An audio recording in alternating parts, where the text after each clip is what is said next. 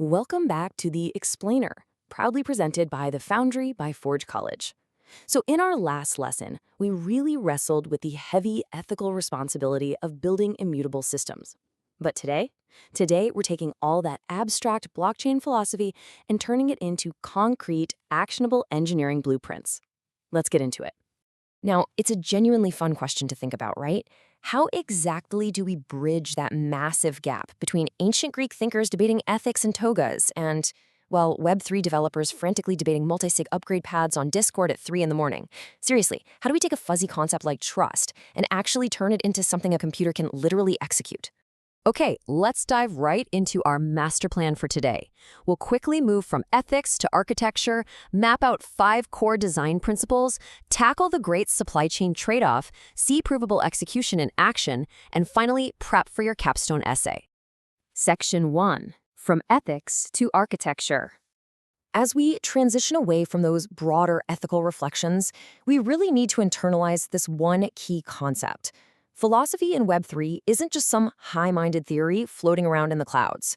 When we build smart contracts, every single ethical value judgment you make literally becomes a concrete lever in your design blueprint. You aren't just writing lines of code here, you are hard-coding societal values into an immutable machine. Your philosophy essentially equals your engineering axioms. Section 2. 5 core design principles. So, what specific values are we actually talking about? Well, here they are, drawn out pretty simply. We've got decentralization, open source ethos, provable execution, privacy, and agency. You should really treat this list as your ultimate engineering control panel, because every single time you build a system based on trust, you're actively balancing these exact 5 elements.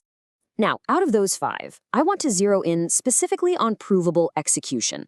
This is basically the magic gear in our whole blockchain machine. And why is that? Because it takes that fuzzy, abstract phrase of "I trust you" and converts it directly into the cold, hard, mathematical reality of "I can verify it myself." It's absolutely crucial. It's literally the foundation of moving away from blind faith and moving toward verifiable truth.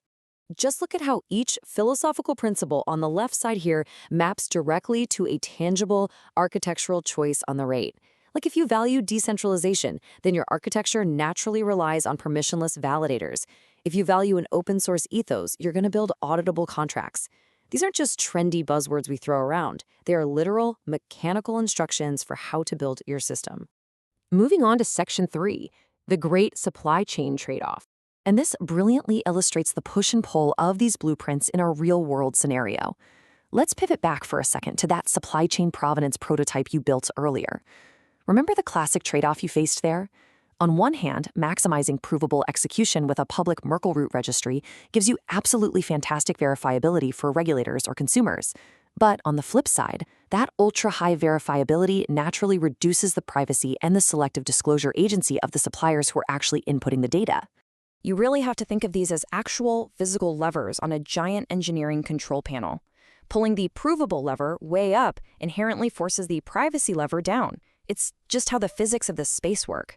If a supplier demands full privacy, well, you have to introduce off-chain custody for their data, and that naturally pulls you away from pure 100% on-chain provability. It's a constant balancing act.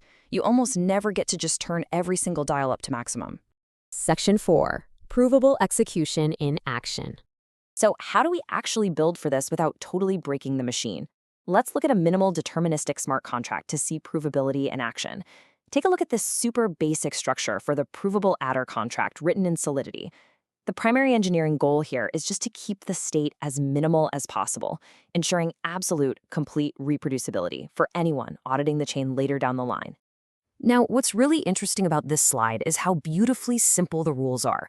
We use deterministic arithmetic, we emit a very clear, easy-to-read, computed event, and crucially, we use 0 external non-deterministic oracles, no outside noise. By relying solely on the given inputs, this tiny little piece of code does something pretty profound. It literally turns abstract trust into an undeniable mathematical fact. Finally, Section 5, preparing your capstone essay. Okay, let's bring this whole thing together and apply these engineering blueprints directly to that justification paragraph you'll be writing for your upcoming capstone essay. Here is your literal 1, 2, 3 guide for getting this right. Step 1, explicitly state your prioritized principle. Step 2, show the exact architectural lever you toggled to achieve it. And step 3, explain the trade-off you had to mitigate to make it happen. Doing this ensures your philosophical choices are both audible and totally actionable.